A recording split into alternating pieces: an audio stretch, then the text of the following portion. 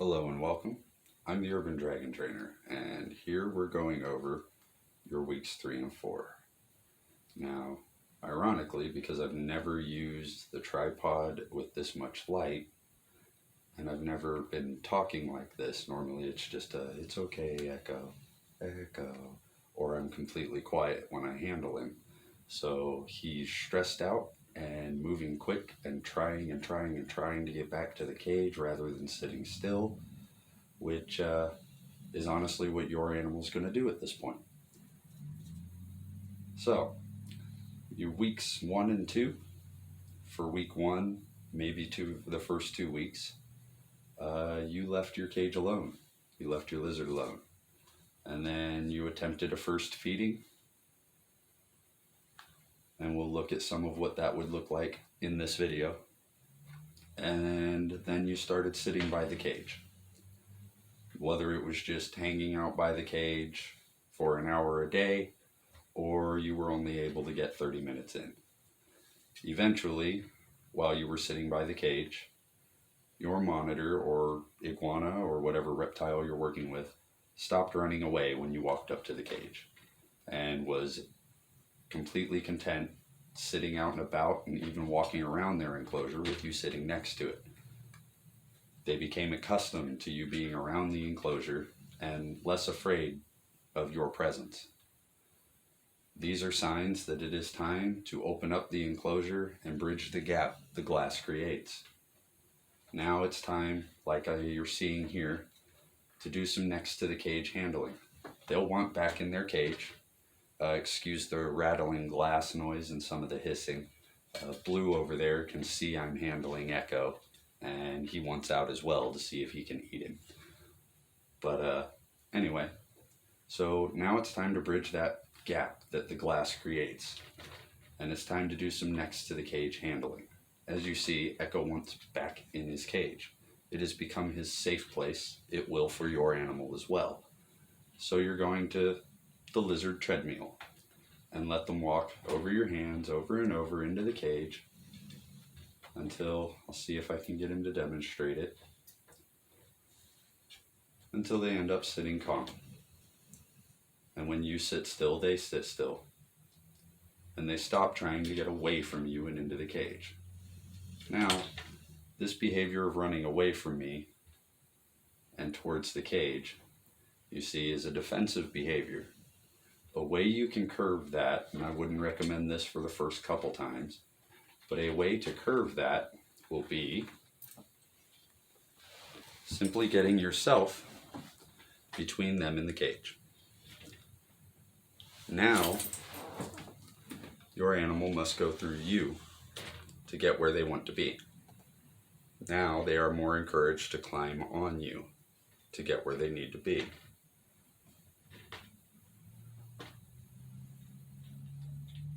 He wants to go to the cage, but now he has to be less afraid of me to achieve his directive. So next to the cage handling, and you see he even gets calmer when the cage is behind me and he has to walk on me. He'll even sit still for longer.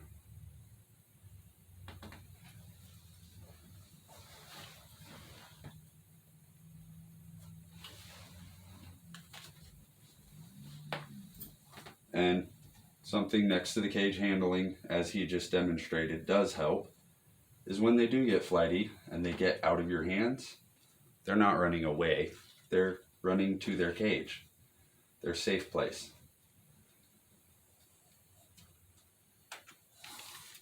Now, once you get past, see this stage here, where he's being a little aggressive, he is thrown off by the tripod. I normally do not have this kind of reaction trying to get him out. Plus I'm being very loud compared to what I normally am. But once you get past that stage, and they're calmer around the cage, after about a week, they'll get to that point. They'll be calmer around the cage. They'll be calmer during handling. Then I will refer you to my tent training video, and my glove training video. Sorry, I keep looking that way. Blue's scratching at his glass, trying to get out of his cage. Distracting. But after week 3, and they're calmer around the cage, and with you around the cage, you're going to move into my tent training and bath training exercises. I would do these once to twice a week, tops. You don't want to overdo it. But you move it towards the tent training and bath training. I have a video up titled Echo the Nile Monitor demonstrating the beginnings of glove training. That's going to be your best reference for what your first feeding should look like. And I'll try to do a little bit of a feeding here. I'm not sure how successful it will be. He's stressed out by the tripod. But there's your week 3. Week 4, you move into the tent and bath training and try to do more of the glove association. And I'll show you a little bit what that looks like. Now, when you go to do your feedings, you're going to try to pick a time when they're out and about, but I've already stressed Echo out, so I'm going to have to be a little more hands-on about getting him ready for feeding time. Some of your first feedings, before I get him out and feed him, will look like this. This may be after week 2. I did say in that video you could reference this one for this demonstration. After week 2, you may have the glove in there and a feeding dish with a little bit of food in it. Set it in the cage and you end up walking away, leaving them alone and letting them eat on their own time, but still associate it with the glove. This is fine. I wouldn't try this past week 3. You can do that for the first 3 to 5 weeks. Now, after that 3 to 5 week period, you're going to want to move towards something like this, having the glove in the cage, which I've demonstrated in other videos, and feeding them near the glove with the tongs. Okay, and Echo's already used to this exercise. He just hasn't seen the glove because he's hiding. But we'll get him out and see if we can get him to feed for us. Come here, buddy. Oh, I know. Oh, I know. Come here. Also reference my how to pick up your monitor. It's titled with Echo's name, Echo the Nile Monitor. Here you go. There you go. See, he saw the glove, now he's investigating the glove. In your beginnings of glove training, this is the behavior you're looking for. When they see the glove, their behavior changes, they're investigating for food. He expected food as soon as I set him near that glove.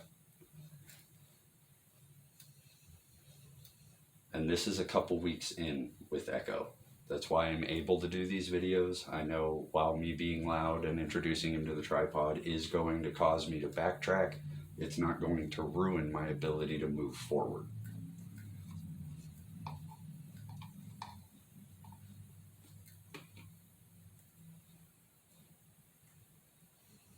This honestly may not be what your first feeding looks like. They will not be that excited about the glove. He's been familiarized with the glove and feedings.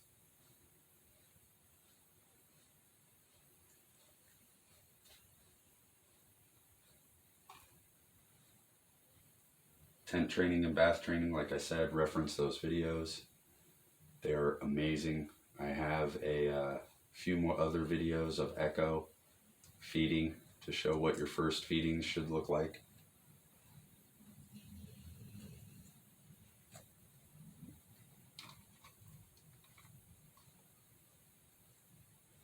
But that's the gist of it. Next to the cage handling, associating with the glove, feeding them on and around the glove. Now you'll notice, and I say this in my demonstrating the beginnings of glove training video, I'm not wearing the glove like I do with Blue. You want that glove to be trusted. You want them to trust that glove more than you. That glove is his buddy. He would rather be around that glove than me. Because the glove has never been scary. I have. The glove has never attacked him. The glove has never reached for him. It has always been stagnant and stationary, yet present while he's eating.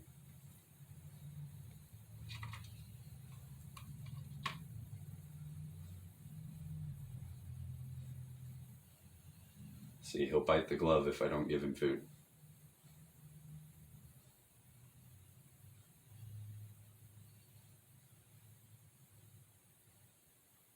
That glove means food. This is your positive signs that you're getting ready to move forward into wearing the glove.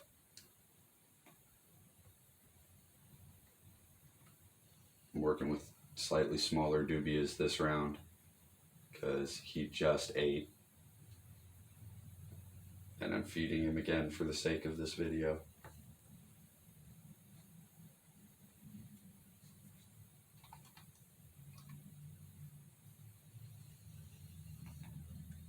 But thanks everyone for watching.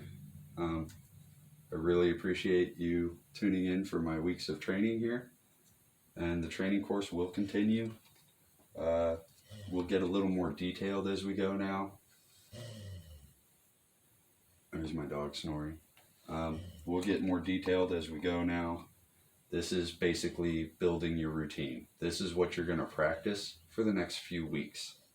I say week 3 and week 4 and the bath training and the tent training, but honestly, it can be weeks 3 and 4 to the next 6 months. This is your base routine. A little bit of handling, feed every other day. You don't want feeding to overpower the handling, then you get a food response with your larger animals every time you approach the cage. And that is what the glove is supposed to prevent. So I feed every other day, and I handle for about 30 minutes a day, the in-cage handling. If you do a bath training or tent training session, I would do that for 45 minutes to an hour, sometimes less. But when you get into those periods, you're just doing 30 minutes a day. Do the bath or the tent twice a week, and then 30 minutes a day next to the cage, like I did in the beginning of this video. And then every other day, get your glove out and get them eating around it. And then you will build your glove-associated, well-trained dragon. Now, it'll be a while before I upload more of these week-to-week videos of what to do, because this video basically built your routine. This video shows you what you're going to continue doing to get an animal that, even with the cage door open after a feeding right like this, is still willing to sit out on his basking spot. Something I touch on in a lot of my videos: never pick them up off their basking spot. Never mess with them on their basking spot. That is his safe zone. He knows I will not pick him up there. I will pick him up from over here. I will pick him up from in his hide. I will pick him up from back here. But I have never reached for him on that basking spot. So he knows sitting on that basking spot is adequate to keep away from me. There are times when I go to handle him that he will climb up from the floor to the basking spot to try and get out of handling rather than hide. This makes a great display animal in the long run. Blue is always out in the open in his cage, now that he's fully acclimated to the house. And when they get bigger, that's part of owning an exotic pet. You want a good display animal, and never messing with them on that basking spot. When they get older and they're used to you, sure, you can pet them, but never pick them up off of it, ever. Then they will love to sit on that spot, or they will love to sit out in the open, and they won't be worried about company looking at them, kids viewing the cage. They won't have any of those natural stressors that captive life comes with. So keep the routine up, reference any of my videos, and feel free to comment any questions. Thanks for watching. I'm the Urban Dragon Trainer.